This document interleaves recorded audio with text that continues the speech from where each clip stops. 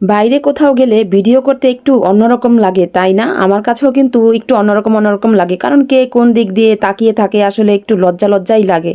তারপরেও টুকটাক যা পারি ভিডিও করে নেই। আর আজকে আমি একটু বাসার বাইরে ভিডিও করলাম। সবসময় তো সবাই আমার রান্নাঘর, ছাদে, বাস এতটুকুই ভিডিও দেখেন। আজকে একটু আমাদের আশেপাশের ভিডিও করে দিলাম। তো রিক্সায় যখন উঠেছি ভিডিও করতে একটু কষ্টই হয়, ভয় লাগে মনে মনে যে আসলে ছিনতাইকারীরা বা কেউ মোবাইলটা এই নিয়ে গেল নাকি। অনেকেরও এমন হয় হয়তো যে মোবাইলটা আসলে ইদানিং আসলে এটা আমাদের ঢাকা শহরে একটা প্রচলিত হয়ে গিয়েছে যে মোবাইলটা একটু বের করলেই চারিদিকে কোন দিক দিয়ে মোবাইলটা নিয়ে যায় আসলে ছিনতাইকারীরা, তার কোনো ঠিক ঠিকানা নাই।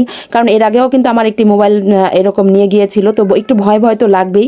তো যাই হোক, অনেকের ক্ষেত্রেই কিন্তু এরকম হয়, একটু ভয় লাগে, যেহেতু আমাদের ঢাকা শহরে এই জিনিসটা একটা কমন ব্যাপার হয়ে গিয়েছে। আপনাদের কাছে কেমন লাগে? আর যাই হোক, এই শীতের মধ্যে রিক্সা দিয়ে বের হয়েছি, এত বাতাস ছিল। তো তেমন কিন্তু শীত ছিল না, আমাদের ঢাকাতে একটু কমই শীত। তো এইদিকে আমরা আজকে এই তো এখানে বিভিন্ন রকমের জিনিসপত্রের দোকানে এসে পড়েছি। এখানে কাপ, পিরিচ সব কিছু বিক্রি করে, অনেক সুন্দর সুন্দর জিনিসপত্র। এখানে মিনিমাম 60 টাকা থেকে শুরু করে 100 টাকা, 250 টাকা, 500 টাকার জিনিসও আছে এখানে। তো আমি একটু কাপ দেখছিলাম, আসলে কাপগুলো পছন্দ হয়নি তেমন। তারপরে অন্য জায়গায় গিয়েছিলাম, আমরা কিছু টুকটাক কেনাকাটা করব এর জন্য এসেছিলাম। আসলে বাইরের ভিতরের মার্কেটগুলো থেকে এইসব বাইরের যে ফুটপাতের যে মার্কেটগুলো, সেগুলো কিন্তু মানুষের চাহিদাটা ইদানিং অনেক বেশি।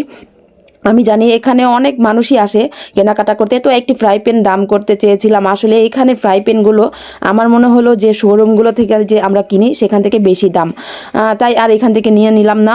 যেহেতু এখানে এত দাম, তাহলে শোরুম থেকে নিলেই ভালো হয়। তো যাই হোক, আমরা সামনে হেঁটে একটু ভাবলাম যে কিছু খাবো। ফুচকা, আমার একটা ফুচকার দোকান আছে, অনেক ভালো লাগে।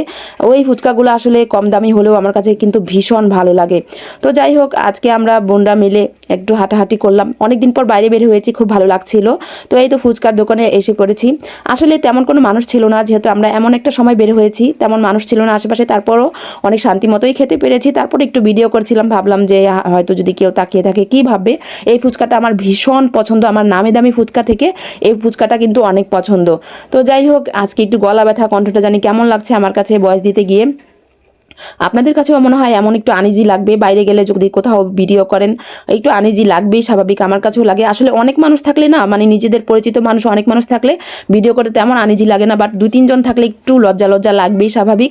তো আপনাদের কাছে ছোট একটি অনুরোধ, আমার চ্যানেলটি ভালো লাগলে অবশ্যই সবাই একটি সাবস্ক্রাইব করে দিবেন, আর আমার পেজটিতে একটি ফলো দিয়ে আসবেন, আর কমেন্ট করে অবশ্যই জানাবেন যে কেমন হয়েছে। আর এই ফুচকাগুলো আপনাদের কাছে কেমন লাগে সবাই অবশ্যই কমেন্ট করে জানাবেন। তো যাই হোক, আমি ফুচকা খেয়ে খাচ্ছি, আর আমার বোন এইদিকে তো বেলপুরি নিয়েছে, এত সুন্দর বেলপুরি, মানে বেলপুরিগুলো এত মজা। আর আমরা একটু ঝালটা বেশি নিয়েছি। তো বাসায় যেতে যেতে কেনাকাটা করতে করতে আমাদের কিন্তু সন্ধ্যা হয়ে গিয়েছিল। সবাই ভালো থাকবেন, সুস্থ থাকবেন, আল্লাহ হাফেজ।